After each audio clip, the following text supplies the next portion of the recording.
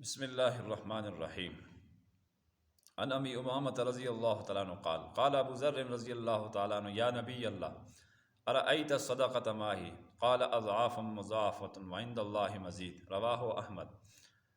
حضرت ابو امامہ رضی اللہ تعالیٰ عنہ فرماتے ہیں کہ ابو ذر غفاری رضی اللہ تعالیٰ عنہ نے پوچھا کہ اللہ کے رسول صلی اللہ علیہ وسلم، یہ جو اللہ کے راہ میں صدقہ کیا جاتا ہے اس پر کتنا ملے گا؟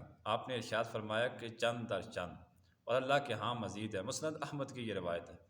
یعنی بعض حضرات نے اس حدیث مبارکہ کا یہ مطلب لیا ہے کہ صدقہ کے اتنی برکات ہیں کہ اللہ تبارک و تعالیٰ کئی گنا اس دنیا میں بھی عطا فرماتے ہیں، اور آخرت میں جو صلہ اور اس پر اجر ملنے والا ہے وہ اس سے کئی گنا بڑھ کر ہے۔ وعند اللہ مزید کا یہی مطلب ہے۔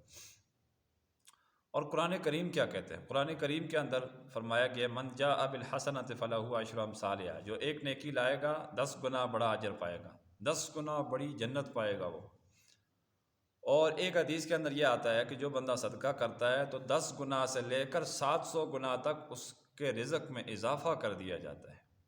تو جو اللہ کے نیک بندے اللہ کے راستے میں خرچ کرتے ہیں ان کے تجربہ اور مشاہدہ بھی اس طرح ہے کہ وہ یقین اور اعتماد کے ساتھ جب خرچ کرتے ہیں تو اللہ کا معاملہ ان کے ساتھ ایسا ہی ہوتا ہے، وہ مال کے اندر برکات اور صدقہ کے ثمرات وہ محسوس کرتے ہیں۔ تو اللہ تعالیٰ کے ہاں بہت اجر ہے۔ لہم مغفرۃ ورزق کریم، لہم مغفرۃ واجر کبیر، یہ سب قرآن مجید کہہ رہا ہے۔